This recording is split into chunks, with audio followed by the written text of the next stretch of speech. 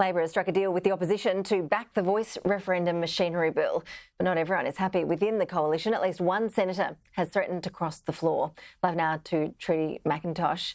Trudy, what are the details? Do we know?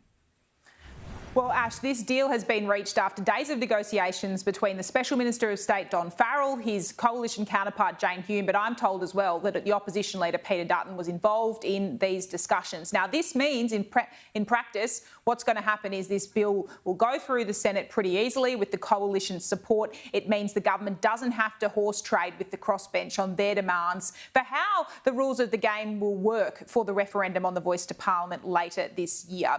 These are the details of the deal that have been brokered this morning. Now, we'd known for a long time that the government had agreed to provide the yes and no pamphlets. Now they've agreed to change the tax deductibility status of the no campaign. Basically, they'll be able to apply, and if you donate more than $2, you'll be able to get a tax deduction. That had long been the case for the yes campaign, but not the case for the no campaign. As for the civics campaign, we'll see later this year, that's to inform voters of how a referendum works. Now they've made it explicit in the legislation that no taxpayer funds can be used to actually outline the yes and no arguments within that. But finally, and crucially, the coalition have caved on their key demand that there needed to be funding going to the yes and no sides for the administrative costs. That hasn't been what's happened here, and that's going to cause concern within the coalition. Take a look at some of the debate this morning. The amendments in this bill are important and necessary to deliver a modern referendum in which the voting processes and the experience is similar to that of a federal election.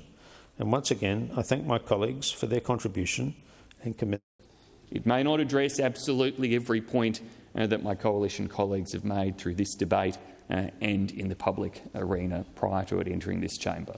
But I hope that we can reach a point where there will be sufficient confidence that the process going forward has integrity, is fair, and will help to enhance respect for this debate. It has been such a divisive issue, Trudy, within the coalition. What sort of reaction have we seen today? And remember, Ash, this is only the first fight we're going to see. We haven't even got to the second piece of legislation which outlines the wording of the referendum question, and the Liberal Party has yet to actually declare its hand. Will it be formally opposing or supporting the voice, or will it let MPs decide for themselves? On the machinery bill, though, when we do get to a vote on this, maybe tonight, they've kicked it to later today now, or potentially tomorrow, we will likely see members of the coalition defy Peter Dutton and cross the floor. Jacinta Price, one likely to do that with these comments she made a short time ago about why she is thinking of that option. I have to look at the detail, the fine detail. If there are elements of that detail that I don't agree with, I will cross the floor.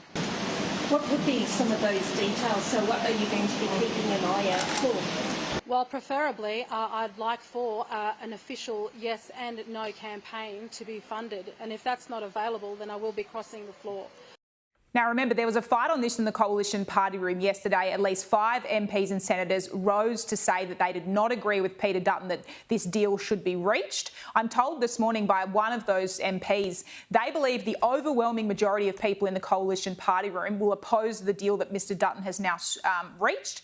But ultimately, we're very unlikely to see that sort of numbers crossing the floor on this. One of those, I've spoken to a coalition senator this morning, isn't happy with the deal either, but says ultimately they're going to not cross the floor. They said they're obviously not happy with the unfair deal, but add that it's better to support Labor than let the Greens get their proposals up. So interesting here, Ash, the pragmatic decision by Peter Dutton to provide bipartisan backing to Anthony Albanese on this, whether that comes when they actually have a decision on the formal voice to Parliament proposal, let's see. Trudy, thank you.